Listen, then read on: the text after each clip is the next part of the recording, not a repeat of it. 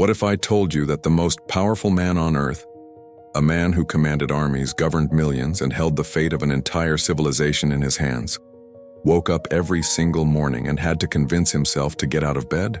Marcus Aurelius, Emperor of Rome. In his private journal, a journal he never intended anyone to read, he wrote, "At dawn, when you rise, tell yourself, I am rising to do the work of a human being." He had to remind himself, every morning, not because he was weak, but because mornings are hard. Mornings are where the battle for your entire day is won or lost, before most people even realize a battle is happening. In this video, I'm going to give you the complete Stoic morning routine, step by step, grounded in 2,000 years of philosophy and backed by what modern science is only now beginning to understand. This isn't about waking up at 4 a.m. and grinding yourself into dust.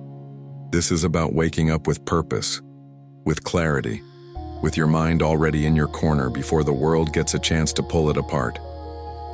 Let's build your morning. Here's something nobody talks about honestly. The modern morning is designed to destabilize you. The moment your alarm goes off, you are entering a war zone, and most people don't even know they're in it. Your phone buzzes with news designed to trigger outrage. Social media shows you a curated highlight reel of everyone else's life before you've even brushed your teeth. Your inbox is already full of other people's urgencies, other people's priorities, other people's demands on your attention. And before you've had a single intentional thought of your own, before you've even decided who you want to be today, the world has already started writing the script of your morning for you. The Stoics understood this 2,000 years before smartphones existed. And before you've had a single intentional thought of your own, before you've even decided who you want to be today, the world has already started writing the script of your morning for you. The Stoics understood this 2,000 years before smartphones existed.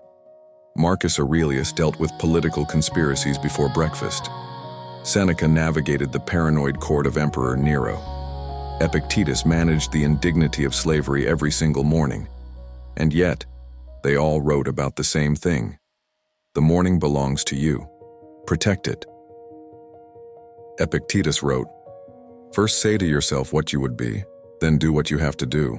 First, decide who you are, then act from that decision." The Stoic morning routine is not a productivity hack. It is a daily act of self-possession, a deliberate choice to enter your own day on your own terms. Step 1 of the Stoic morning routine happens before you move a single muscle. It happens in the space between waking up and getting up. That space, those first 10, 20, 30 seconds of consciousness, is one of the most powerful and most wasted moments of your day. Most people fill it immediately. They reach for the phone. They check the time with anxiety. They start running through their mental to-do list before they've taken a full breath. The Stoics did something radically different. They used that first moment to set their mind. Marcus Aurelius begins by acknowledging the day. He reminds himself what kind of person he intends to be, and then he anticipates difficulty. He writes, "Today I shall meet with meddling, ungrateful, violent, treacherous people, but I do, and so I cannot be harmed by them." That's not pessimism, that's preparation. When the difficult coworker shows up and says something passive-aggressive at 10 a.m., it doesn't blindside you. You already thought about it. You already decided how you'd respond. You're ready. Modern psychology calls this implementation intention. The Stoics called it premeditatio, and they practiced it every morning. Step 2 is the practice that virtually every major Stoic philosopher had in common. They wrote: Marcus Aurelius, Meditations; Seneca, his letters; Epictetus, his discourses. None of these were written for publication. They were private, personal, written to themselves. This wasn't journaling in the Instagram sense. This was raw, honest self-examination, a daily practice of thinking on paper. And it is one of the most powerful things you can do for your mind. Thoughts, when they exist only in your head, have a way of expanding. Anxiety feels enormous when it's swirling around in your mind at 6 a.m. But when you write a thought down, something strange happens. You can see it. And the moment you can see it, really see it, you can examine it. You can question it. You can hold it up to the light and ask, is this actually true? Is this thought helping me? Seneca wrote, "Withdraw into yourself as much as you can." Here's a simple Stoic journaling framework.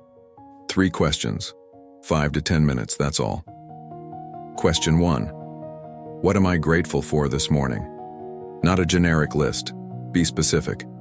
The fact that I can breathe without pain. The person sleeping in the next room. Specific gratitude anchors you in reality.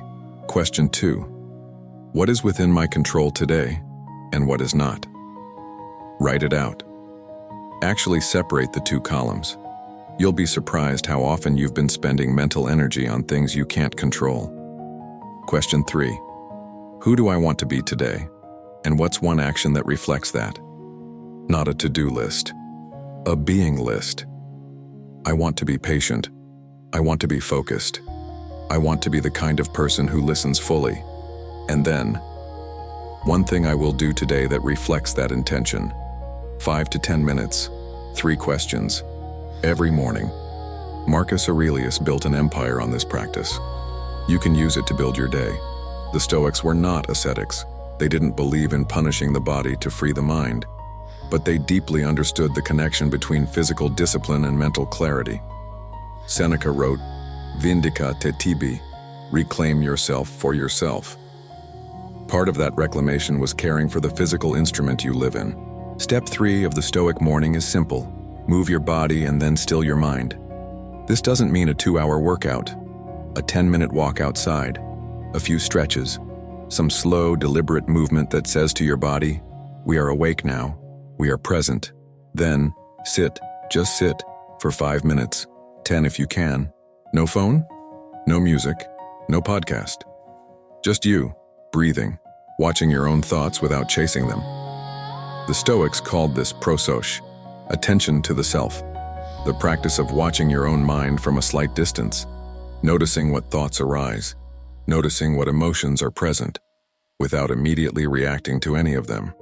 This practice literally changes the brain.